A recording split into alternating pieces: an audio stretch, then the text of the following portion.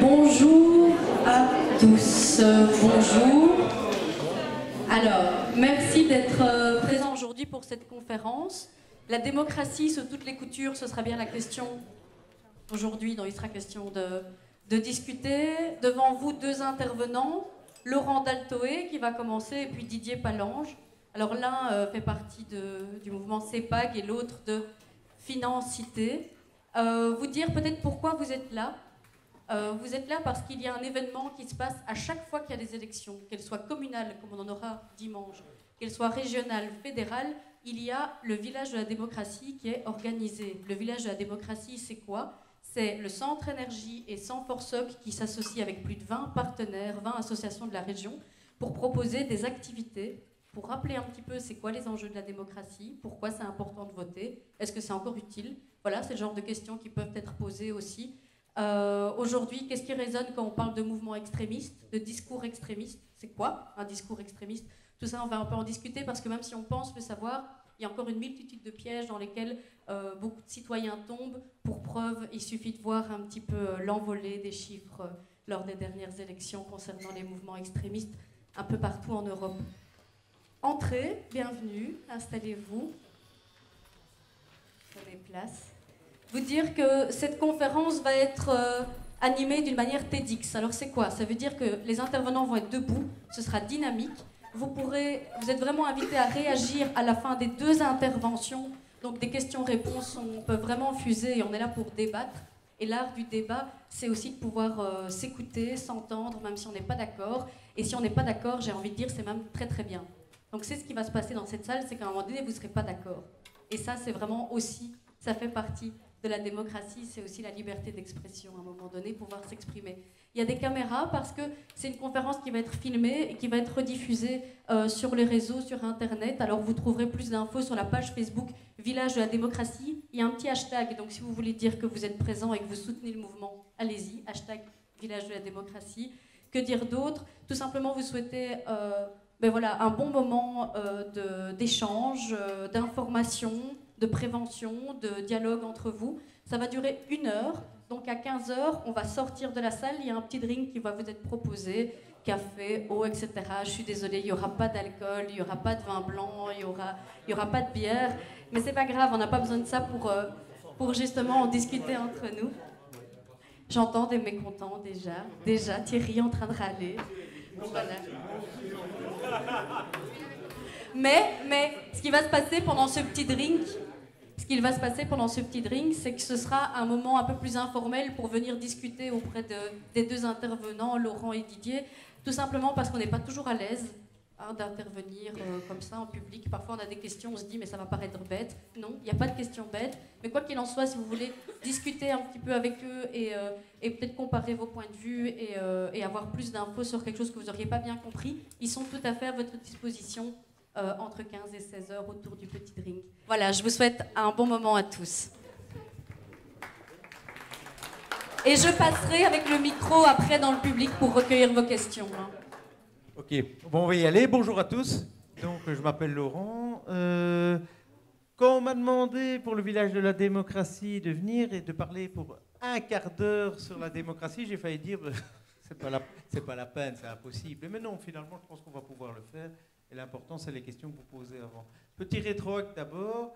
Toutes ces initiatives liées à la défense de la démocratie, l'explication de la démocratie, la lutte contre l'extrême droite, c'est lié, viennent à Charleroi en tout cas d'un choc en 2004. Donc la plupart d'entre vous étaient à peine nés, mais en 2004, il y a des élections régionales et nationales, et sur le canton, l'arrondissement électoral de Charleroi, l'extrême droite, qui à l'époque s'appelle le Front National, fait 17%. C'est-à-dire, en d'autres termes, c'est le deuxième parti à l'époque derrière les socialistes et devant tous les autres partis démocratiques. Donc, on voit bien que ça a une importance réelle pour vous qui êtes ce qu'on appelle des primo-votants, c'est-à-dire des gens qui, pour la plupart d'entre vous, vont voter pour la première fois. Alors, la démocratie, moi je pense qu'il est important peut-être pas parce que de toute façon je n'ai déjà plus de 13 minutes, mais peut-être quand même de reparler un peu de ce que c'est. Parce que le grand paradoxe aujourd'hui, c'est que tous les ennemis de la démocratie se réclament de cette démocratie. vous ne trouverez plus un parti d'extrême droite, à quelques exceptions près, qui dira « je suis antidémocrate et moi je ne demande qu'une chose, c'est l'établissement d'une dictature ». Ils le pensent, en tout cas ils le pensent à des degrés divers, mais ils ne le disent plus parce que évidemment ça fait peur et électoralement ça n'est pas très rentable. Donc d'abord, je rappelle aussi, toutes choses étant égales par ailleurs, que un triste personnage comme Adolf Hitler en 1933 arrive au pouvoir via les urnes et non pas par une révolution. C'est d'ailleurs la dernière fois qu'on va voter dans l'Allemagne nazie jusqu'en 1945. Et donc, ce qui est important, c'est quoi la démocratie? La démocratie, c'est simplement le fait de pouvoir dire ce qu'on pense sans risquer automatiquement d'être en prison. Voilà, ça paraît une évidence dans nos pays qui pratiquons la démocratie, mais dans beaucoup de pays dans le monde, ça n'est pas le cas. Ça n'est pas le cas. Ça, c'est important. C'est la liberté d'expression, notamment. C'est également la liberté de déplacement, la liberté de choisir un travail, la liberté de fréquenter qui on veut, la liberté d'avoir ses propres préférences sexuelles. Tout ça, ça a l'air évident, quoique menacé parfois dans nos régions, mais ça fait partie de la démocratie. Donc, vous qui allez voter, on ne réduit pas la démocratie au vote, mais ça en fait partie, c'est-à-dire de cette vaste capacité qu'ont les gens à être libres dans une région. Et on est tellement dedans parfois on n'arrive plus à apprécier cette liberté qui nous est donnée, mais qu'il faut garder, parce que c'est un des dangers à l'heure actuelle, c'est que ça n'est pas un acquis, c'est-à-dire que tous les jours il faut faire attention, et il y a des gens, des formations, qui, bien qu'avançant parfois masqués, veulent s'attaquer à cette démocratie. Alors, les premiers à avoir fait la démocratie, en tout cas en avoir parlé de manière formelle, ce sont les Grecs. Ce sont les Grecs il y a plus de 2000 ans. Et donc, à Athènes, ils ont décidé que ça serait quand même intéressant de partager le pouvoir avec certaines personnes et d'en discuter pour pouvoir arriver à des solutions communes. Ok, fort bien. Vous vous dites, mais ça, c'est de la démocratie d'aujourd'hui. Ben non. Non, parce qu'à Athènes, tout le monde ne vote pas. Le vote est quelque chose de tout à fait subsidiaire à l'époque et n'est pas très important.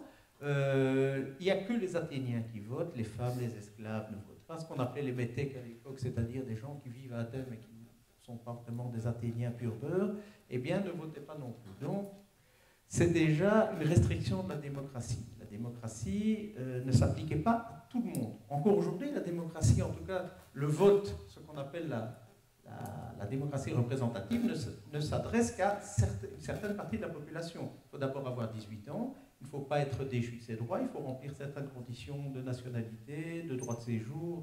Donc ça veut dire que de fait, un tas de gens sont exclus de la démocratie. Et c'est ce que je vais essayer de vous expliquer aussi, c'est que vous êtes des votants, vous allez élire des représentants, et ça c'est ce qu'on appelle la démocratie représentative. Il y a d'autres formes de démocratie qu'on va pouvoir qualifier de plus directes, et ça c'est plutôt mon camarade Didier ici qui s'y collera. Et ça, c'est très important aussi de discuter d'autres formes éventuellement de démocratie. Donc, le problème, c'est qu'aujourd'hui, quand on parle de démocratie, et je vois vos regards réjouis, c'est que on réduit ça trop souvent au système politique classique. Alors c'est vrai qu'il a le mérite d'exister, il a le mérite d'envoyer des représentants. Nous sommes 11 millions en Belgique et c'est très difficile de demander l'avis de chacun des habitants sur tous les sujets, donc on envoie des représentants communaux, ça sera le cas ici dans une bonne semaine, et également au niveau régional, national et européen, ça c'est pour l'année prochaine. Donc à la limite, vous pouvez trouver ce système extrêmement insatisfaisant et frustrant, et il l'est à bien des égards. Les programmes qu'on vous a vendus et qui éventuellement ne sont pas respectés ou uniquement mis en œuvre en partie. On peut aussi se demander parfois que devient votre vote, puisque vous savez qu'en Belgique, il est rare, en tout cas ça fait longtemps que ça nous peut arriver, quel que soit le niveau de pouvoir, qu'un seul parti puisse gouverner seul. Ce sont des systèmes de coalition, et donc parfois il faut s'associer avec d'autres. Et parfois, ça donne lieu à des frustrations, parce qu'on dit, mais vous pouvez avoir des coalitions, c'est ce qu'on appelle une association de partis, qui sont des coalitions de perdants, par exemple. Vous pouvez très bien avoir des perdants qui se coalisent contre un gagnant, pourquoi ? Parce que mathématiquement, ils font plus de 50%, tout simplement. Donc, c'est très frustrant. C'est très frustrant, mais, et ça c'est pas moi qui le disais, c'est Churchill, il disait la démocratie c'est le plus mauvais des systèmes, on n'en a pas inventé d'autres. Et donc, à défaut de mieux, c'est celui qui fonctionne le moins mal, qui évite les confrontations violentes, qui évite les guerres, parce que dans des systèmes où cette représentation n'existe pas, où la démocratie n'existe pas, eh bien on règle ces problèmes en se tapant sur la gueule. Et donc, ça c'est pas mal ça. Oui, c'est gentil, parce que tu viens de me faire 15 secondes. Est-ce qu'il... Oui, oh là, fabuleux. Écoute, donc, mais je dis, participez parce que c'est tellement long à acquérir la démocratie. Ça prend des centaines d'années. Globalement, nos systèmes, aussi imparfaits soient-ils, nos systèmes de démocratie représentative, ils sont là depuis à peine 100 ans. À peine 100 ans, ça veut dire que pendant 2000 ans, on a eu d'autres systèmes beaucoup moins égalitaires, beaucoup plus inégalitaires, où des minorités imposaient leur vue par la force le plus souvent à des majorités silencieuses et opprimées. Donc, c'est très important. Alors, voter pour qui, ce n'est pas le but ici, hein, du moment que vous votez pour des partis qui respectent les règles démocratiques, ça c'est un choix tout à fait personnel. Renseignez-vous parce que voter, il y a plusieurs façons de voter. Vous votez par habitude, vous votez parce que vous ne savez pas, vous votez pour le copain, mais à l'heure de l'informatique, à l'heure d'Internet, il est beaucoup plus facile, ou moins difficile qu'avant en tout cas, de se renseigner sur les propositions des uns et des autres. Et libre à vous, en tant que jeune adulte, ensuite de faire vos choix. Mais c'est important de le faire. L'autre frustration de ce système de démocratie représentative, c'est que vous votez tous les 6 ans pour les communales, on votera tous les 5 ans pour les nationales, les européennes et les régionales, puisqu'il y a eu un regroupement des scrutins. C'est de dire, oui, mais entre les deux scrutins, qu'est-ce qu'on fait? Ben, il y a un devoir de surveillance des citoyens. Je veux dire, ce que font vos élus, ou ceux des autres, c'est visible. Ils ne sont pas dans une cave, ils ne se cachent pas, et donc vous pouvez les interpeller de toutes les manières possibles, et démocratiques toujours. Vous pouvez également faire ce qu'on appelle de la citoyenneté. Quand vous vous occupez d'un club de foot, vous faites de la politique. Quand vous vous occupez d'une association de quartier, vous faites de la politique au sens le plus large du terme, c'est-à-dire la vie de la cité, la vie en communauté. Et ça aussi, ça participe de la démocratie. Et donc, il n'y a rien de pire que de se retirer du jeu à tout point de vue en disant de toute façon ça ne sert à rien, de toute façon tout seul je ne peux rien faire, et de toute façon ça vole au-dessus ou en dessous de moi. Donc je ne sais plus qui disait, de toute façon si la politique qui n'est jamais qu'une déclinaison structurelle de la démocratie, si vous ne vous occupez pas de la politique, eh bien elle va s'occuper de vous. Et parfois, voilà, ça ne vous convient pas ce qui se passe, eh bien, vous êtes des citoyens. Vous êtes des citoyens. C'est ça qui est à la fois inquiétant, c'est ça qui est à la fois très motivant, je trouve, quand on arrive en 5e, en réto, en tout cas qu'on arrive à un âge où, pour la première fois, en tout cas, toujours dans le cadre de cette démocratie représentative, on va vous demander votre avis, parce que c'est quand même bien ça qu'on va vous consulter. Eh bien, moi, je trouve que ça ouvre des perspectives. Je me souviendrai toujours que moi j'ai vécu le passage de 21 ans à 18 ans. Vous savez que l'âge a varié au cours des années, des siècles. Donc voilà, et le dinosaure que je suis, arrête de rire, pas de rire. C'est au siècle passé, oui, au siècle passé. Donc, eh ben, j'ai trouvé ça absolument phénoménal, parce que je me disais, tiens, je m'attendais à devoir encore attendre 3 ans avant de pouvoir éventuellement rentrer dans un isoloir. Eh bien non. Et donc, j'ai trouvé ça, moi, issu d'immigration, eh ben, j'ai trouvé ça très bien. J'ai trouvé ça très bien, et je trouve encore ça très bien aujourd'hui. Et pour terminer, puisque apparemment je ne vais pas dépasser, il me reste 4 minutes, donc c'est parfait, c'est vous dire qu'un village de la démocratie, c'est une occasion de rencontrer des gens, et des jeunes en particulier. Moi qui vieillis, j'en rencontre de moins en moins. Donc c'est de pouvoir aussi vous demander, en tout cas vous conseiller, vous exhorter, je ne sais pas comment on dit, d'être attentif aux ennemis de la démocratie. C'est ça aussi peut-être. Alors il y a l'extrême droite évidemment.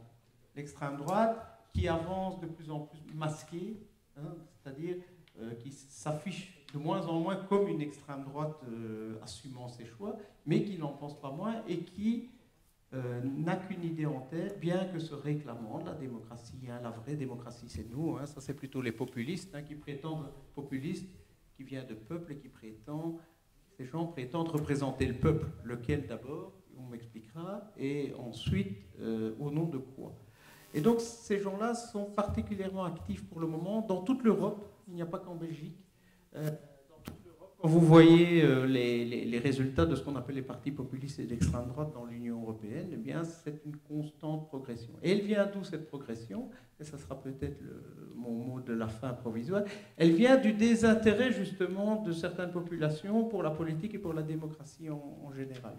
En se disant, de toute façon, tout ça ne sert pas à grand-chose. Et donc, évidemment, comme il y a un vide qui est laissé, la nature a horreur du vide, et ce sont les populistes, l'extrême droite qui s'y engagent et qui ne demanderont qu'une chose, c'est à saboter les libertés qu'on a mis tant de temps à obtenir. Et donc, je pense qu'il y a aussi, et c'est pour terminer, un devoir de vigilance, mais on pourra en rediscuter après, et je viens de donner une minute de rabio à mon camarade. Merci beaucoup.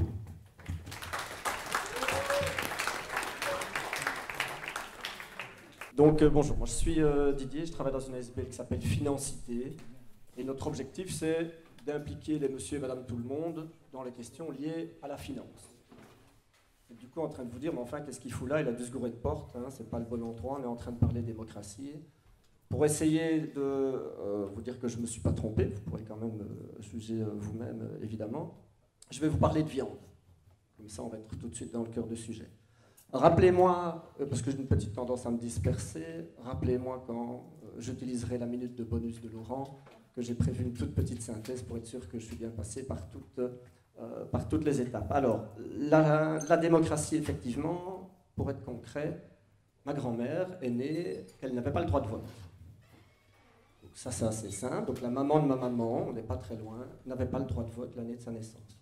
C'était 1911, c'était pas encore très très loin.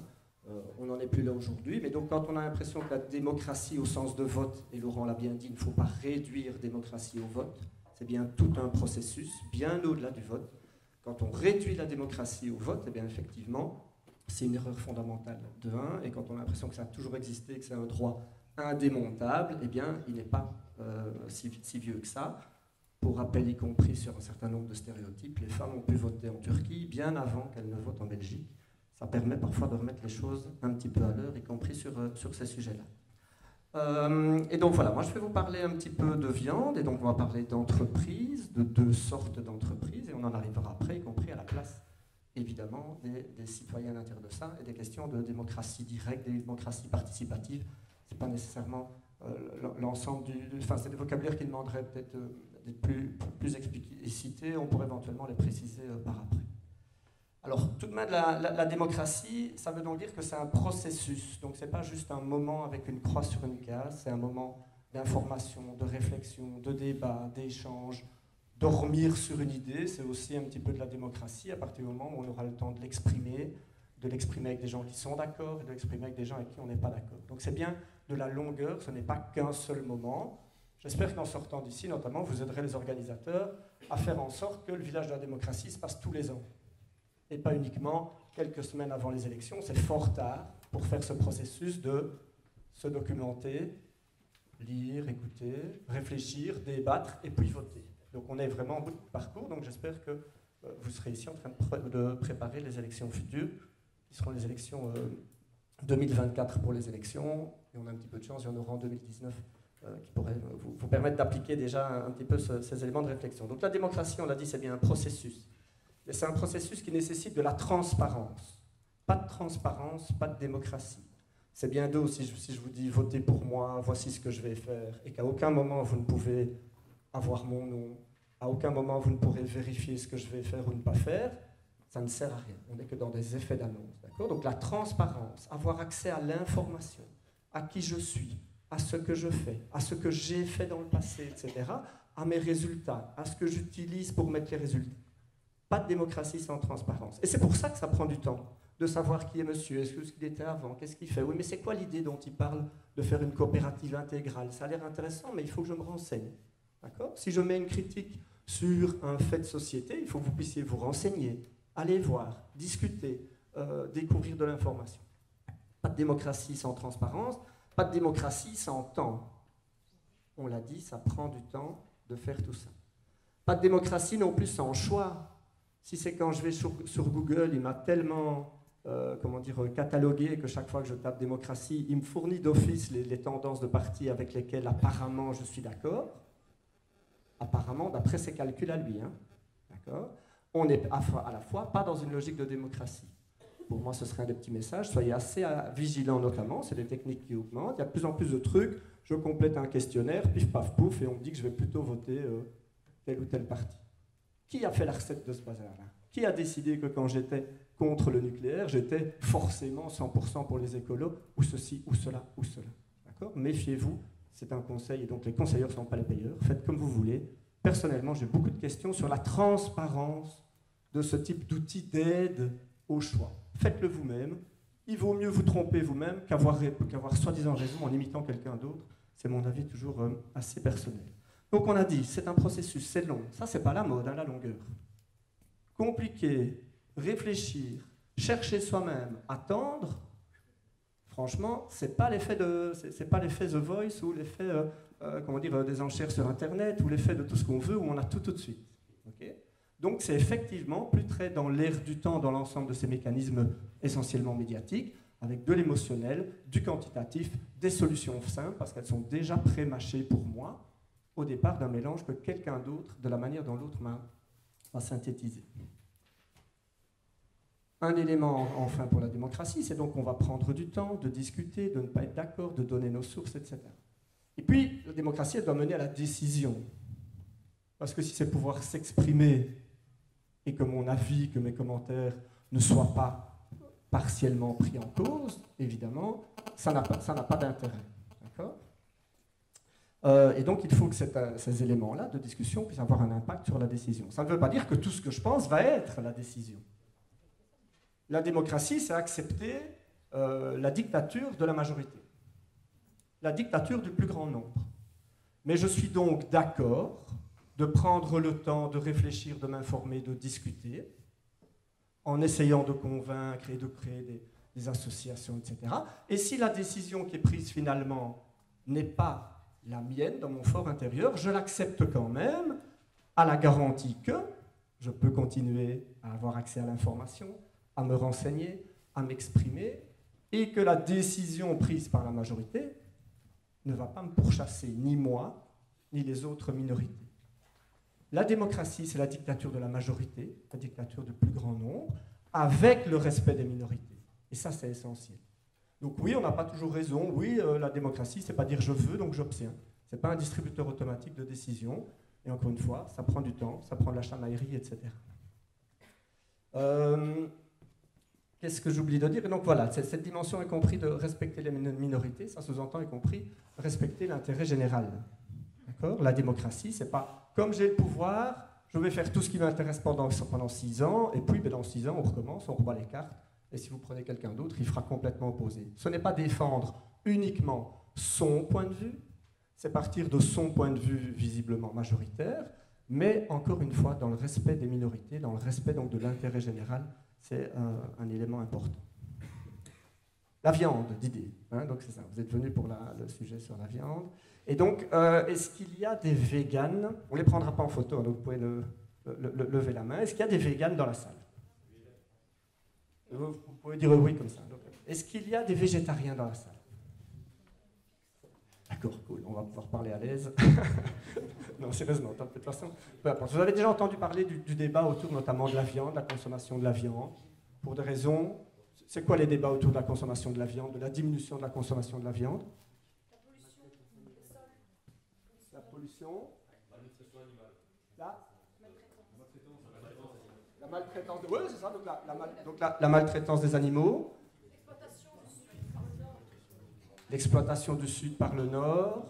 La couverture au sol aussi, ça prend beaucoup plus de surface au sol, et donc pendant qu'on y met de la bidoche, pour autant que ce soit des vaches qui aillent encore dans les champs, on pourrait y mettre d'autres types de production.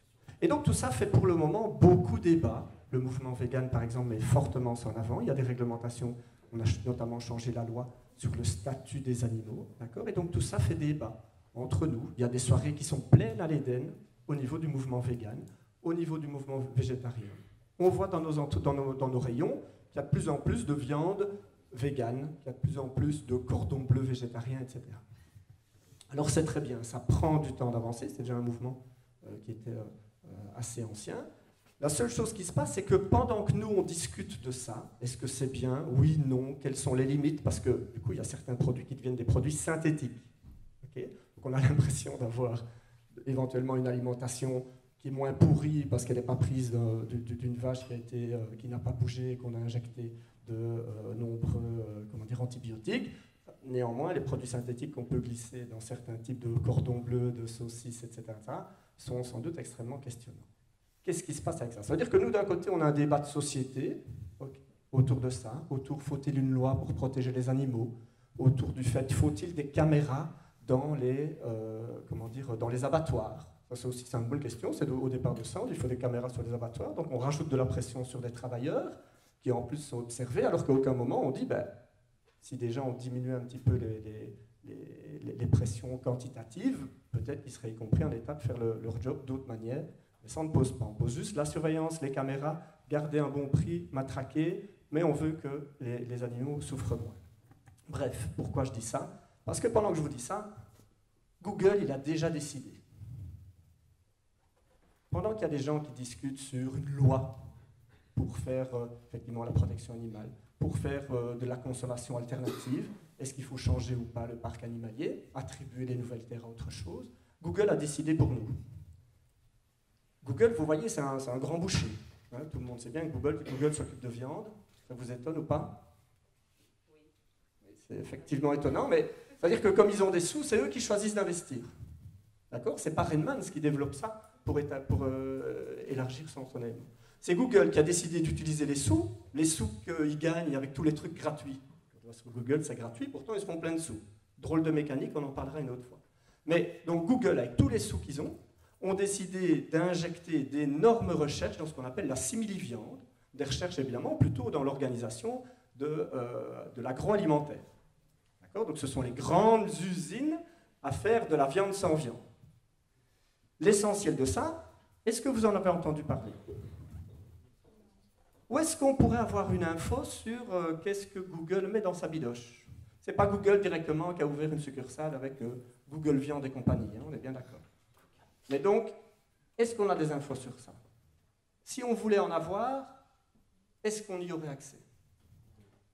Est-ce que ça ne va pas se retrouver dans nos magasins?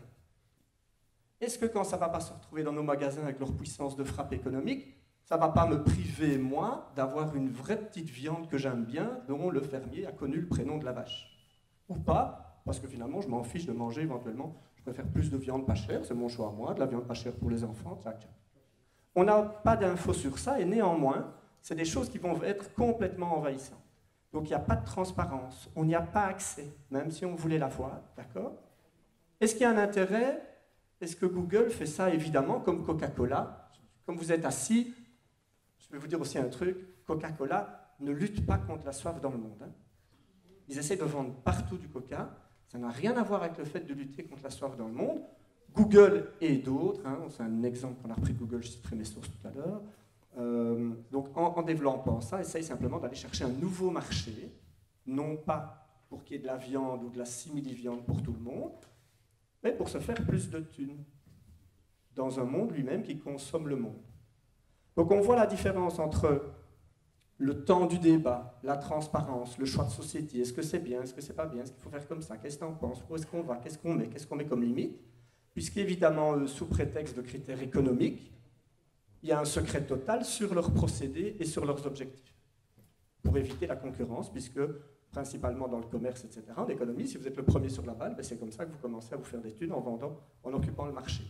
Si vous êtes trop à la bourre en termes de développement, ben vous êtes distancé, on le voit très bien dans les fabricants de GSM, hein, par exemple, vous êtes distancé, vous perdez le marché. Donc il y a vraiment, soi-disant, sous ce prétexte économique, en mettant l'économique au-dessus de tout, c'est eux qui prennent la main. Google fait partie des grandes entreprises mondiales qui ont plus d'argent que bon nombre d'États. Et donc ils sont complètement en capacité de faire du développement, là où nos États à nous n'ont plus les moyens de faire ce même développement, par exemple dans les universités ou dans les cours ou dans différents types de cours. Donc le privé ce type d'entreprise, en tout cas, arrive à récolter des moyens énormes pour décider à notre place, sans même qu'on le sache. C'est donc pour nous une vraie question de la démocratie économique, de se dire comment on peut contrôler, comment on doit se mélanger, et ces décisions-là sont des décisions fondamentales. Je vais quitter un petit peu la viande, bien que peut-être pas. Il y a les mêmes enjeux qui se posent au niveau du développement des voitures sans conducteur. Quand une voiture sans conducteur aura la possibilité d'emboutir une Ferrari devant lui ou éventuellement une petite vieille qui commençait à traverser, il faudra que quelqu'un ait tapé sur la touche en disant « tu choisis la petite vieille, c'est moins cher à rembourser qu'une Ferrari ». Ce sont des cas réels, déjà avec la Ford T en son temps. Ford avait fait le choix de ne pas rappeler tous ces modèles économiques parce que ça lui revenait moins cher qu'il y ait quelques explosions de moteurs, de dédommager les gens blessés, d'accord, plutôt que rapatrier ces voitures. Donc ces schémas-là, ce n'est pas de la science-fiction au niveau de l'ignorance complète de certains acteurs économiques par rapport à l'intérêt général et encore plus à la question de la vie humaine. Chef, vous avez combien de temps? Donc il m'en reste 14, c'est ça?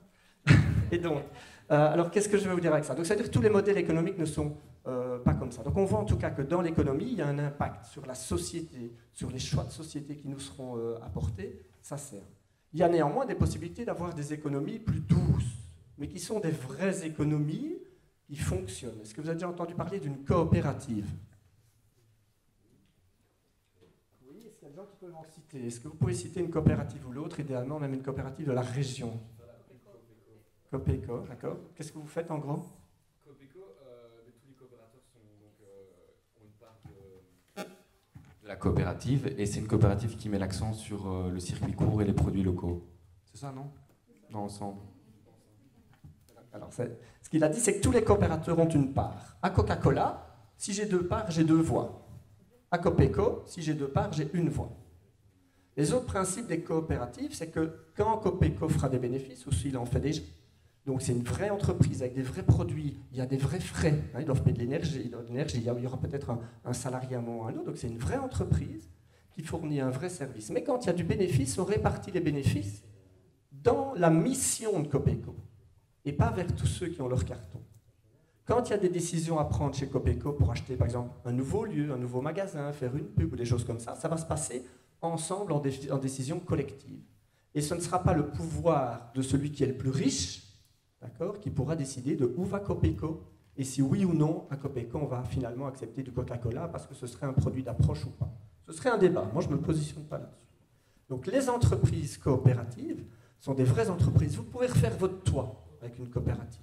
Vous pouvez faire des murs de votre maison, de la peinture, des repas, des activités de loisirs, etc. Quasiment l'ensemble des secteurs, vous pouvez faire réparer votre ordinateur avec une coopérative. L'ensemble des services économiques peuvent être couverts par des coopératives où il y a donc de la démocratie interne.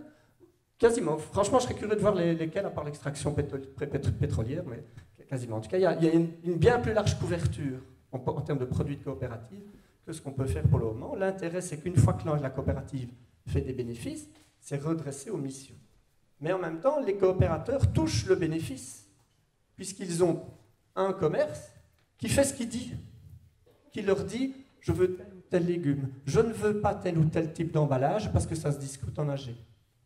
Coca-Cola, je lui ai déjà écrit plusieurs fois en demandant qu'il arrête de faire des canettes, il n'a pas encore eu l'occasion de me répondre, je suis sûr que ça ne saurait pas tarder. À Copeco et dans les coopératives, c'est faisable. D'accord ? Dernier élément sur les 8 minutes qui me restent. Un autre moyen d'impliquer, donc on voit qu'il y a démocratie et finance, démocratie et économie sont compatibles. Une manière aussi qu'on oublie de se dire la compatibilité entre économie et finance, ça s'appelle l'impôt. D'accord ? On est vraiment en recul d'impôts, à la fois la fraude fiscale est de plus en plus importante en termes de quantité, mais y compris la quantité d'impôts que l'on prend pour organiser la société est de plus en plus petite.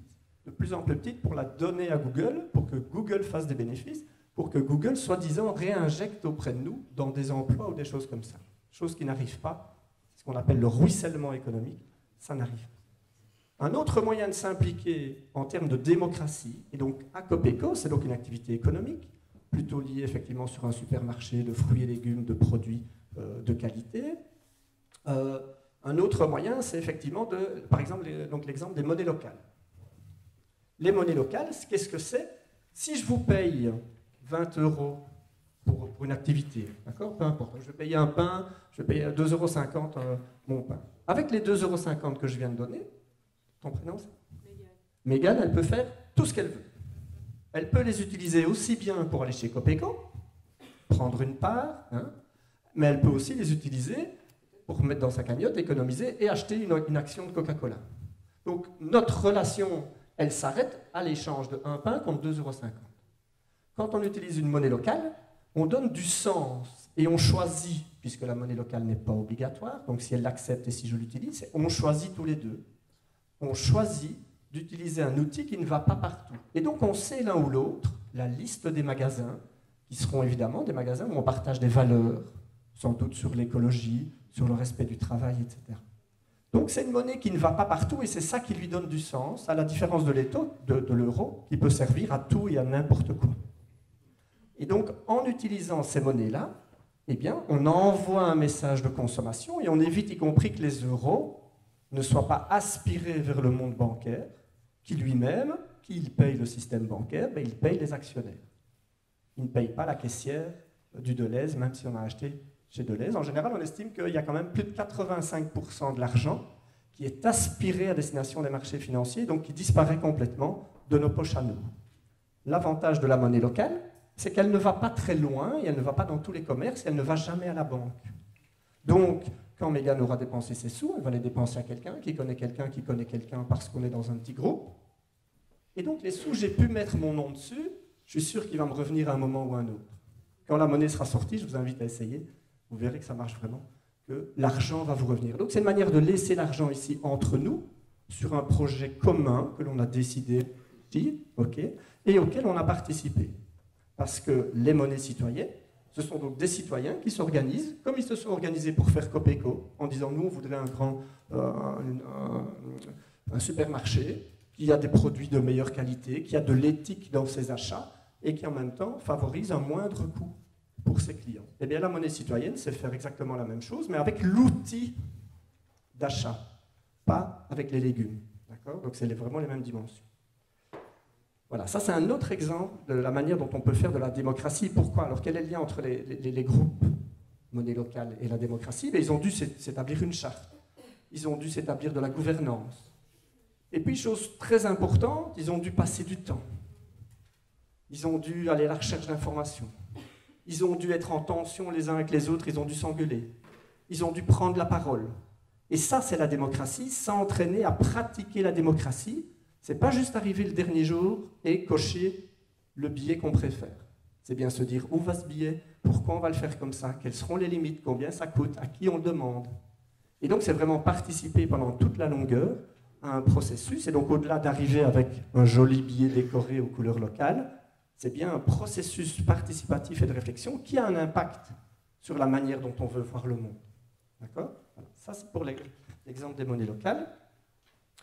Et donc, je vais essayer de résumer et de terminer par là. J'ai un certain nombre de listes d'initiatives concrètes qui peuvent favoriser effectivement les activités en termes de démocratie. On a parlé de Copeco, il y a d'autres types de coopératives dans la région, mais donc en tout cas, c'est tout un secteur. On a parlé du groupe Monnaie Locale. Je parlerai y compris du groupe Libre-Échange, qui est un collectif qui s'attaque normalement aux questions de libre-échange, comme le CETA, le TTIP, qui amène de porter des réflexions et des actions sur ça. Il y a aussi le conseil de participation de la ville. Alors on va dire, oh, c'est la ville ou pas. Ce sont aussi des organes dans lesquels vous pouvez vous entraîner à prendre la parole, à aller à l'info. Et franchement, faites comme avec les coopératives. Si vous trouvez que ça ne marche pas assez bien, allez-y dedans, faites-les bouger ou faites-en un à côté. C'est toujours la démarche. Si ça ne fonctionne pas à la hauteur de ce que vous voulez, on peut se plaindre. Eh bien, les entreprises coopératives, c'est ça. Il n'y avait pas de réponse à un besoin. Des gens se sont mis ensemble pour lancer une coopérative sur une activité qui était la leur. Ils ont donc appris, ils ont pris du temps, ils ont décidé, ils se sont engueulés et ils ont avancé. Et si on se rabat particulièrement par rapport aux questions notamment d'élection, il y a une association qui s'appelle anticorps.be qui reprend notamment qui essaie de screener un petit peu l'ensemble des mandats des hommes et des femmes politiques et de dire à quel point ils sont transparents sur l'ensemble de leurs activités. Parce que peut-être que si d'un côté, moi je fais une campagne en disant je suis anti-nucléaire et que je siège dans des conseils d'administration d'entreprises sur lesquelles l'investissement vert est complètement absent, peut-être qu'on pourrait me poser un certain nombre de questions sur la cohérence de mes propos.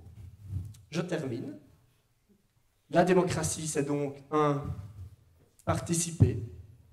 Quand vous allez à un comité de quartier pour organiser un concours de façade fleurie, c'est de la démocratie. Qu'est-ce qu'on met comme critère? Qui se renseigne? Comment on vote? Comment on s'organise? À qui ça s'adresse?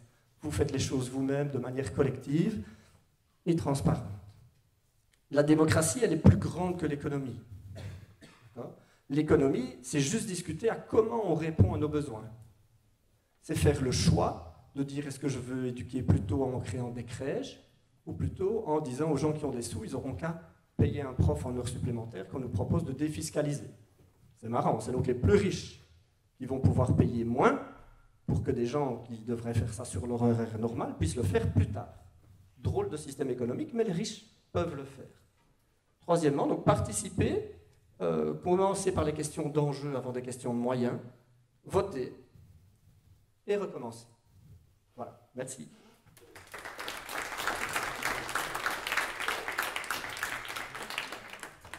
Pardon, je vais juste faire passer le micro. Est-ce que vous avez des questions, des réactions?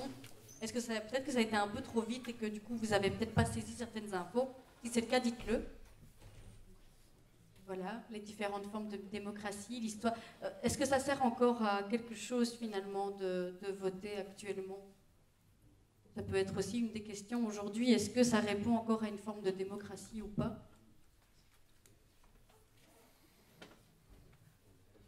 Il y a une question? Ah, alors je ne vais pas te mettre la pression, mais si tu hésites encore, tout le monde est sur toi et attend ta question. Bonjour monsieur. Donc vous, c'est Financité, c'est ça? Je suis arrivé en retard. Je partage beaucoup de points avec votre analyse.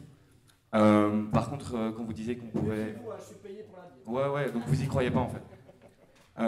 Donc quand vous dites qu'on peut avoir énormément de services par les coopératives, ce que vous ne pensez pas, donc j'ai deux questions. Premièrement, qu'il y a quelques services qui vont être compliqués à organiser en coopérative, par exemple la construction de voitures, l'énergie. Est-ce qu'il n'y a pas des exemples de coopératives malheureusement qui ont tourné vers plus la concentration de capital? Il y en a beaucoup des exemples en France. Et deuxième question, je pense que le système coopératif, donc les initiatives plutôt locales, sont super intéressantes, mais est-ce que vous ne pensez pas que dans le système économique actuel, on veut faire travailler les gens plus longtemps, beaucoup plus? Donc la réduction collective du temps de travail, on en est encore loin, les 30 heures semaine. On veut faire travailler les gens jusqu'à 67 ans avec le gouvernement actuel. Est-ce que vous ne pensez pas que ça laisse peu de temps en fait, des classes plus modestes qui doivent travailler beaucoup, et qu'en fait c'est un système qui favorise plus la démocratie dans l'économie, mais donc pour des gens qui sont plus favorisés et qui ont plus le temps de faire ce genre de choses? Et donc est-ce que vous ne pensez pas que c'est une solution incomplète pour amener la démocratie dans l'économie, et que il faut sans doute penser à ce genre d'initiative plus, je vais lâcher le mot, la socialisation des secteurs clés de l'économie? Pour essayer de faire court, oui. Voilà. Et je suis fort parce que je paye à l'heure, tu vois, donc je peux mieux le faire. Mais voilà. Donc oui, c'est une solution incomplète. Et tant mieux, puisqu'on pourrait reproduire une coopérative à elle toute seule, ne va pas tout changer, y compris dans ces logiques de... pour participer à une assemblée, il faut pouvoir y aller, il faut connaître les gens, connaître les enjeux, et on ne sait pas tout savoir. Alors oui, il y a des exemples, y compris en Belgique, de gens qui ont monté, donc tu parlais du secteur de l'énergie, faire des budgets coopératifs pour monter une éolienne. D'accord? Eh bien, il y a des gens en Belgique qui ont monté une coopérative, etc., qui ont eu les yeux doux d'une entreprise assez sympa, apparemment propre, dont Total avait des actions discrètement, et qui a racheté ces éoliennes. Alors là, évidemment, on peut se dire, ça ne va pas. Néanmoins, c'est le jeu démocratique. Il y a donc eu une assemblée générale avec des gens qui ont opté à un certain moment pour se dire, tiens, c'était peut-être pas le plan au début, maintenant que ça vaut autant, je décide quand même de revendre mes parts et abandonner le projet sociétal au profit d'un projet cash. D'accord? Voilà, ça c'est un premier élément. Donc oui, ça arrive. Les banques coopératives, elles n'ont pas toutes été optimales. loin de là. En Allemagne, on a eu des cas aussi. Néanmoins, on voit que sur l'ensemble, les banques coopératives se sont extrêmement mieux, non seulement sorties de la crise, mais elles n'ont pas joué de rôle accélérateur là-dedans. D'accord? Donc voilà, moi je n'ai pas de solution magique sur les coopératives. Alors tu parles du temps, ben, oui et non. Alors c'est vrai que quand on fait des activités loin, qui nécessitent du déplacement, donc des moyens, du temps, de la disponibilité, de la confiance en soi pour se dire non d'une pipe, qu'est-ce que j'irais faire dans un groupe qui discute de trucs bio quand moi-même je n'ai pas l'occasion nécessairement d'en acheter. Donc là il y a aussi tout un travail de confiance et de proximité à dire aux gens, mais si viens, tu vas voir, on est juste des gens, on boit des pots et on discute, quoi. Le tout, c'est qu'on note ce dont on discute de comment on discute, et on acte tout ça. Donc effectivement, il y a un côté peut-être un peu bobo, bien qu'historiquement, à chaque fois, notamment les banques coopératives, sont nées plutôt de besoins de ce que l'économie ne couvrait pas pour avoir des prêts. Et donc si les groupes, dans votre club de sport, dans le comité de parents de l'école, etc. Si les groupes se disent, tiens, on voudrait refaire des petites caisses d'épargne entre nous, d'épargne, pas des caisses de solidarité où on perd ses sous. C'est aussi un intérêt éventuellement en termes de solidarité, bien entendu. Mais des gens qui voudraient faire des petites caisses d'épargne, on peut les faire nous-mêmes entre nous avec plein de petites règles de bon sens qu'on va vite arriver à développer. Et là, donc voilà, ça ne nécessite pas en tout cas un engagement financier, mais par l'absence de sous, de se dire si on se voit tous les mois, et que tous les mois, on a tous la capacité de mettre 10 €, et même si certains mettent parfois 5, parfois rien, on va vite avoir assez de sous pour pouvoir acheter éventuellement un nouveau scooter dès qu'il y en a un de nous qui aura un problème avec ça. Et en même temps, au moment où je vais dire, les gars, j'ai besoin d'un scooter, on va dire, Didier, écoute, c'est con, j'ai celui du gamin qui dort dans le garage, je peux te le passer en attendant, et ça évitera que je passe vers une banque, à qui je vais créer du bénéfice, à qui on va me demander un intérêt supplémentaire, d'accord? Voilà, et donc il y a tous ces éléments-là. Donc oui, ce n'est pas magique, oui, il y a des exemples contraires, mais au moins, on y a accès. On peut y participer. C'est la même chose avec les ASBL et les intercommunales. Alors, c'est pas bien aujourd'hui de passer par les intercommunales, tout le bazar, mais c'est le même truc, il y a un défaut de contrôle. La machine, en tout cas, elle est ouverte. Si on y met des gens qui n'ouvrent pas leurs yeux, on ne sait pas y faire grand-chose. Ça, c'est clair. Mais il n'y a pas de système magique. Tout comme toute l'économie et tous ces mécanismes-là sont ni des choses de pourris, de voleurs et autres. Politiquement, on laisse faire beaucoup de choses au niveau de l'évasion. Et tout ce qu'on laisse faire notamment aux entreprises. La question du glyphosate est extraordinaire dans la population. Quand les gens savent qu'il y a dedans, personne n'en veut. Et l'Europe a l'impression d'avoir fait quasiment un acte héroïque en nous disant que dans 5 ans, si vous n'avez pas oublié, dans 5 ans, si vous n'avez pas oublié, on interdira le glyphosate. Promis, j'aurai voté pour moi. Bonjour, merci pour ces deux exposés. Moi, je suis un petit peu, pas mal à l'aise, mais concernant le deuxième exposé, en fait, j'ai un peu perdu le fil de la discussion dans le sens où l'intitulé d'aujourd'hui, c'est « On vote le 14 octobre, es-tu prêt ?» Pour moi, le 14 octobre, c'est les élections communales et beaucoup des enjeux qui ont été présentés. En fait, le niveau communal n'a pas beaucoup de pouvoir. Enfin, je veux dire, par rapport à la finance, par rapport au glyphosate, si, on peut potentiellement faire quelques règlements communaux sur le glyphosate, j'en sais rien. Mais voilà, moi, j'ai un peu perdu le fil. Et puis, c'était très engagé, mais au final, la démocratie, voilà, peut-être que tout le monde n'a pas la même opinion de ce que doit être l'économie. Et moi, je suis hyper, je comprends tout à fait cette orientation-là voilà, il faut réinsuffler la démocratie, même dans les décisions économiques, il faut protéger l'environnement, faire du social, tout ça. Mais justement, le but de la démocratie, c'est de laisser les gens avoir des visions différentes. Et pour certaines personnes, ce qu'il faut avant tout, c'est laisser la liberté aux entreprises de se créer, de faire de profit. Et voilà, il y a une conception de l'économie qui veut que c'est en laissant le marché se réguler tout seul qui va créer de la richesse et qui va... moi je suis pas... C'est juste, je trouvais que c'était peut-être c'était très très engagé et ça... À certains moments, moi j'ai un peu perdu le fil de la discussion de à quoi ça sert la démocratie et le but de la démocratie c'est justement qu'il y ait du débat et que c'était juste une remarque. Et le niveau communal, je ne voyais pas trop où il était complet dans la discussion. Donc réflexion effectivement sur le côté engagé qui pourrait même être caricatural, mais on est bien effectivement là, même si j'ai pris 5 minutes de plus, pour essayer d'amener des écarts qui permettent aux gens de se positionner, d'ouvrir le débat. Et donc, nous, notamment au niveau de Financité, on n'a pas d'activité politique. Donc, on essaie en fait de poser des questions. La seule chose que je dis, c'est qu'au travers, y compris sur les coopératives, on ne dit pas on n'est pas contre la propriété privée, contre les bénéfices, qu'il faut nationaliser toutes les banques. Au contraire, on dit qu'il faut de la diversité pour qu'il y ait du débat, mais y compris qu'il y ait suffisamment de diversité pour qu'on puisse montrer que des modèles coopératifs fonctionnent. Et quand on se dit que la commune ne sait pas faire grand-chose sur ces éléments-là, que ce soit par rapport au glyphosate, il y a 1001 manières de contourner, c'est même pas contourner le règlement, c'est décider soi-même de ne plus utiliser les produits, avoir un certain nombre de décisions d'aide à l'organisation de coopératives. Quand est-ce qu'il y aura un échevin des coopératives à Charleroi alors qu'on a un échevin du commerce? Est-ce que l'échevin aura une formation? Est-ce qu'on va aider les PME à rentrer des appels publics à projet de la commune pour favoriser une économie locale? Il me semble que là on est dans ce qui se passe dimanche.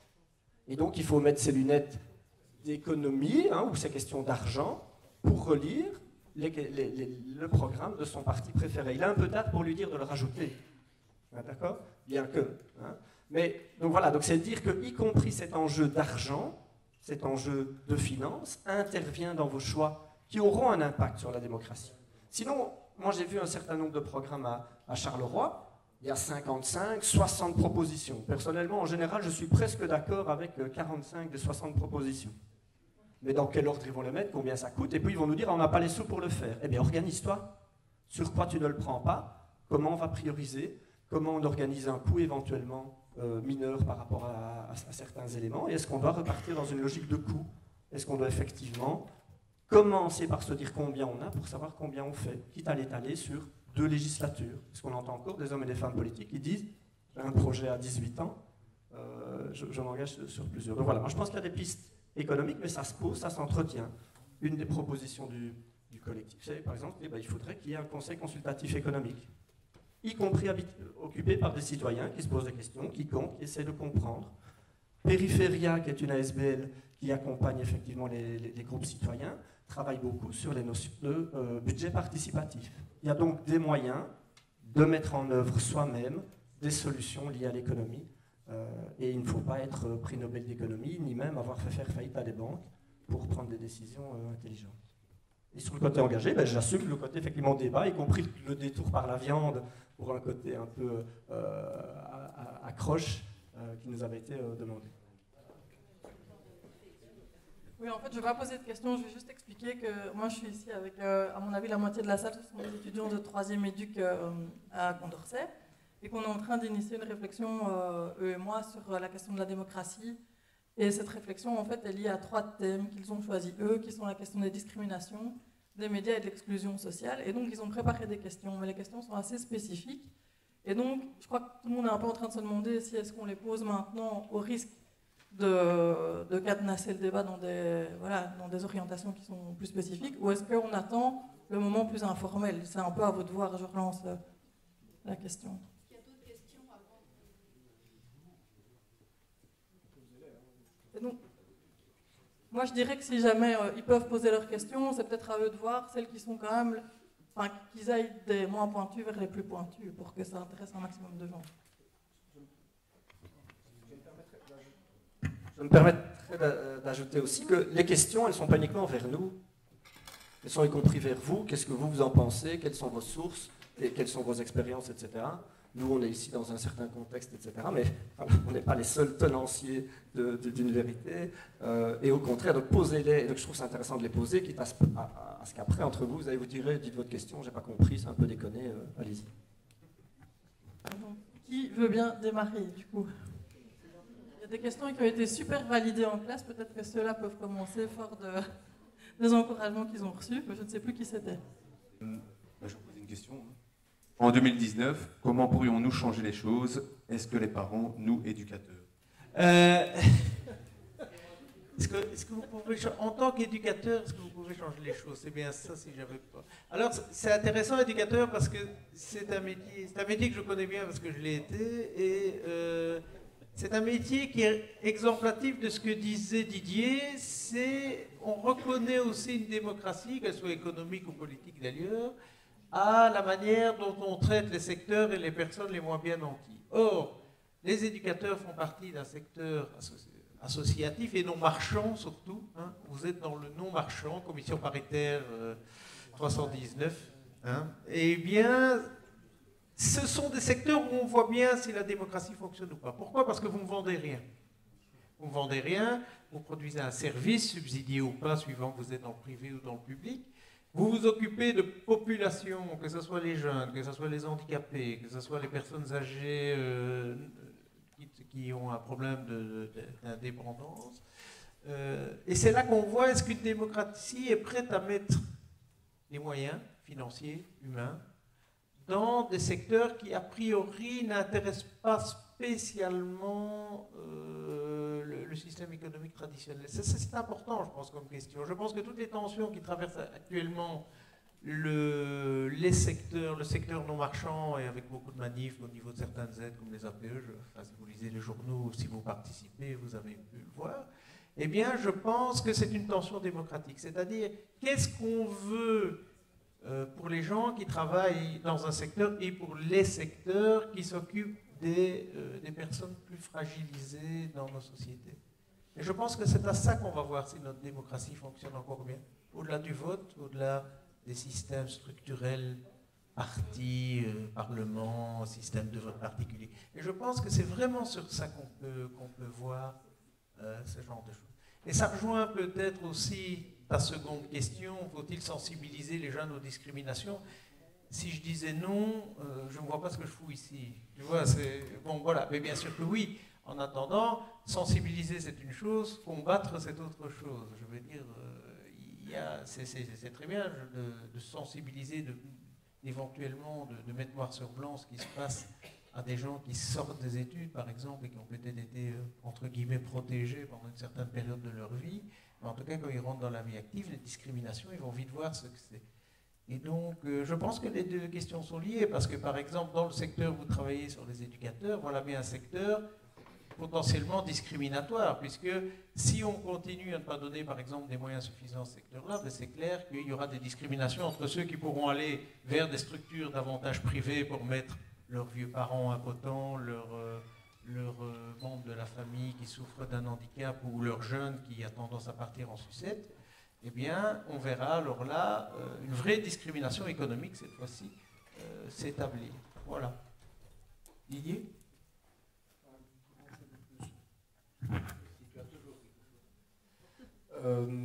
Voilà, pour essayer de dire des choses que Laurent n'a pas abordées, pour moi, que ce soit la question des jeunes ou pas,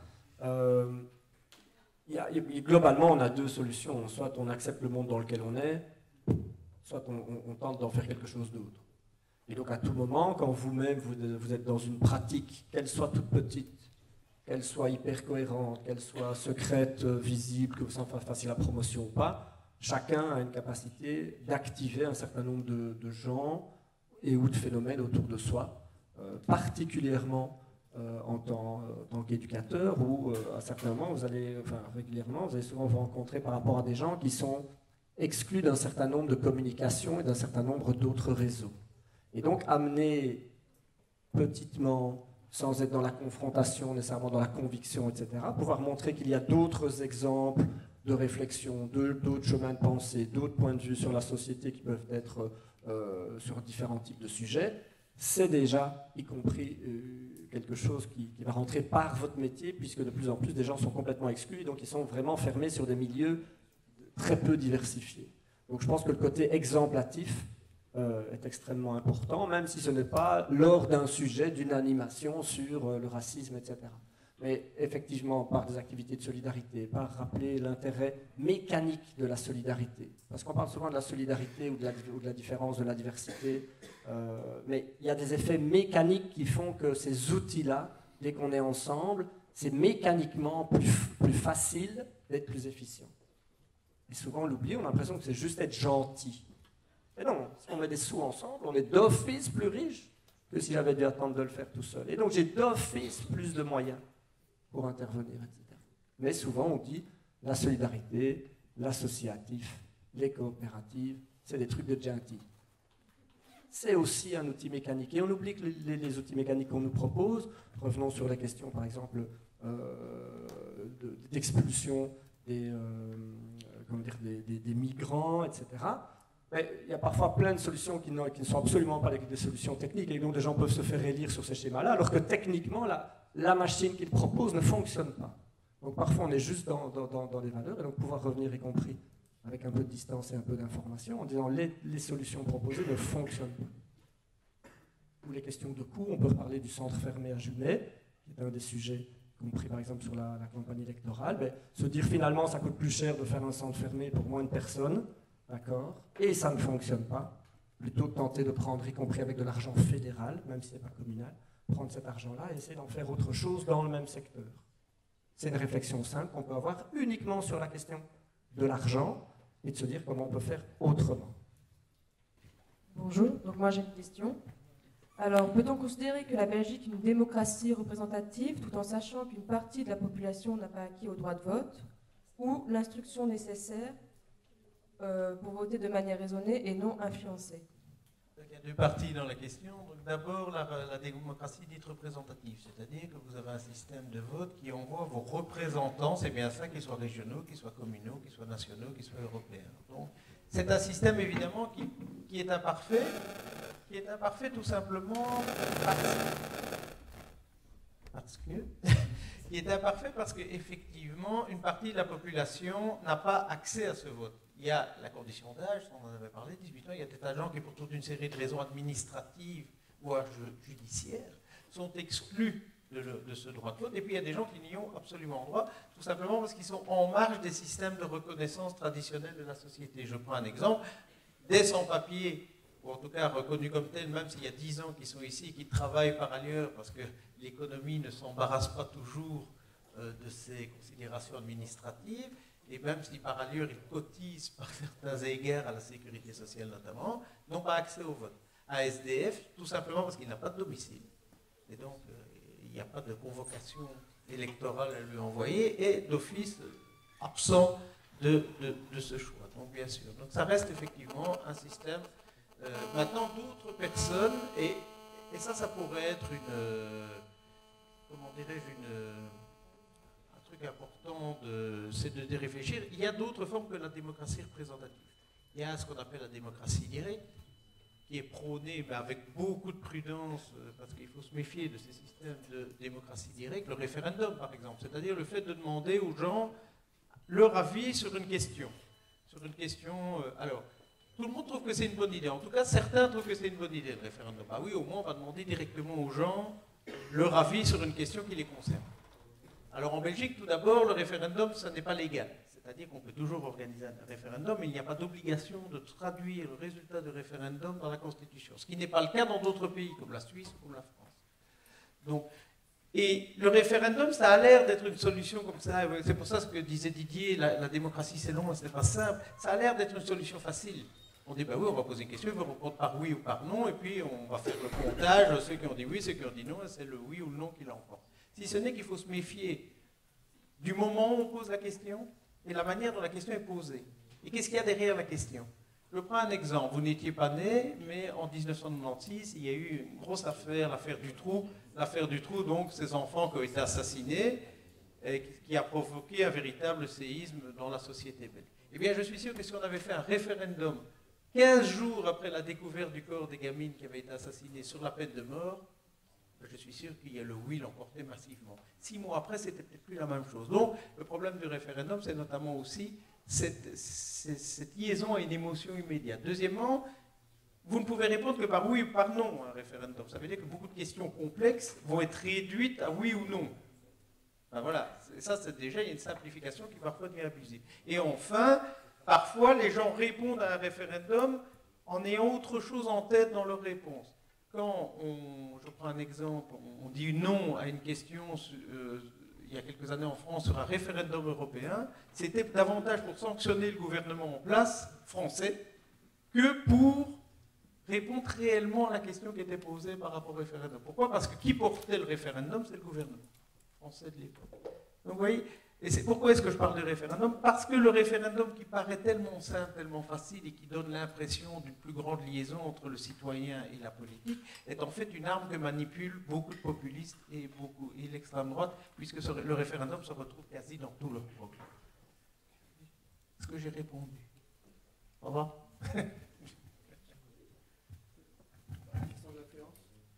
Oui, l'influence, oui, j'avais oublié, oui. Alors l'influence, oui, mais ça pose la question de l'école. Ça pose la question de l'école, puisque un des billets, c'est à la fois un formidable outil de socialisation, c'est à la fois un formidable outil d'ascension sociale quand c'est possible et dans certaines conditions, mais c'est également, ça il faut relire un type qui s'appelait Pierre Bourdieu, qui sur la reproduction des inégalités via le système scolaire. Donc à la fois les inégalités économiques et puis les inégalités dans les têtes, c'est-à-dire les mentalités qui se reproduisent, notamment en termes d'acceptation de certaines inégalités. Voilà. Le système scolaire. Mais le système scolaire, c'est aussi un bon curseur pour la démocratie. Hein.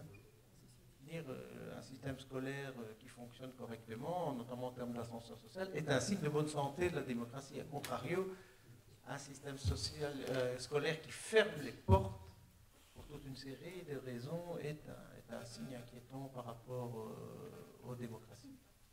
Un élément important pour moi par rapport au sous-entendu, par rapport à la question de l'influence, alors votre question à vous, mais on est tous sous influence.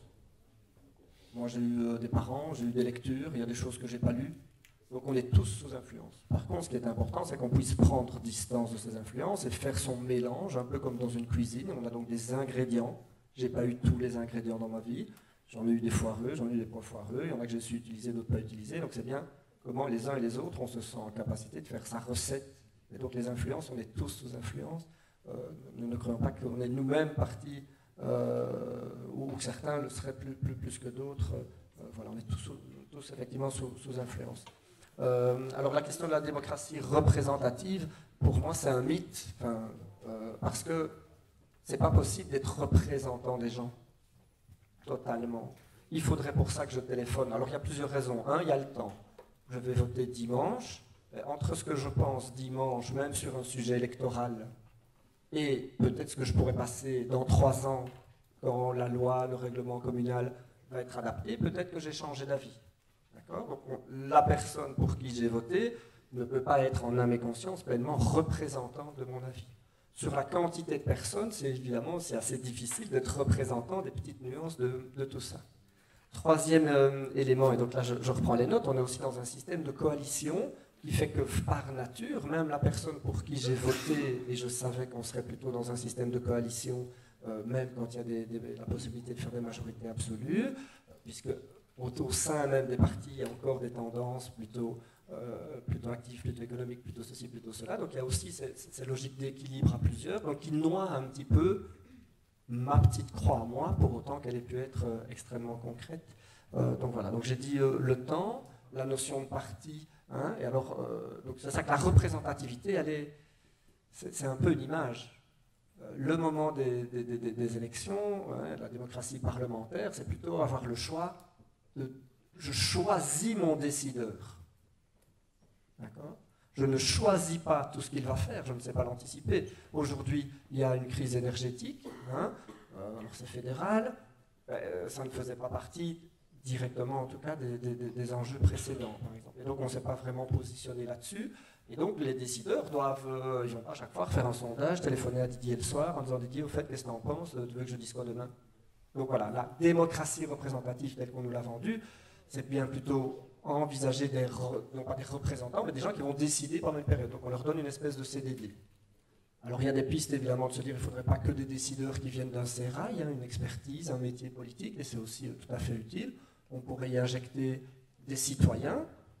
Mais si on y injecte des citoyens et que je prends tous les numéros de 3 de cette rangée-là, les numéros 2 de cette rangée-là, les numéros 1 de cette rangée-là, ce sera aussi de la représentation. Donc, vous serez aussi choisi pour penser sans que je vous ai donné tous les mandats. Donc l'aspect de l'injection de citoyens, même si ça aura d'autres avantages, ça ne ferait pas une démocratie directe, qui effectivement c'est plutôt du référendum. Donc c'est des pistes sur lesquelles on peut réfléchir pour dynamiser ou pour changer les relations intra-parlement, par exemple, mais ça n'en fait pas directement une question de démocratie participative. Et donc la démocratie participative, encore une fois, c'est y compris dans les quartiers, dans les associations, dans les réunions, et pas uniquement sur les questions, sur les organes politiques.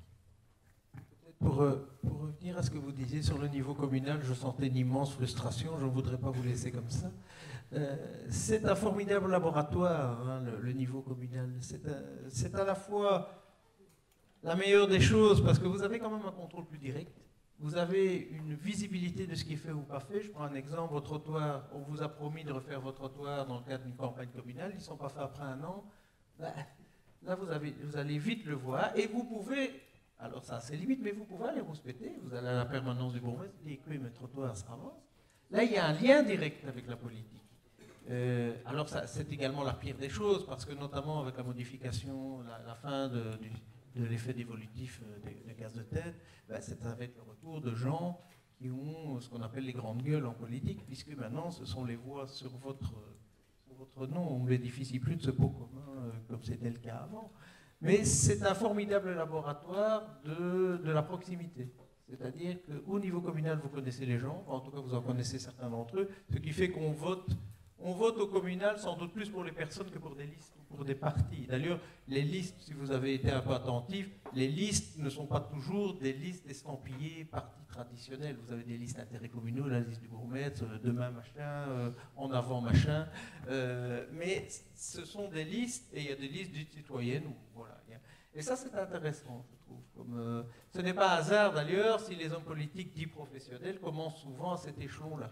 Ça leur permet de se faire les dents. Et notamment d'avoir cette confrontation directe, ils font des conneries. C'est une bonne école de politique au bon sens du terme, cette fois-ci. Voilà.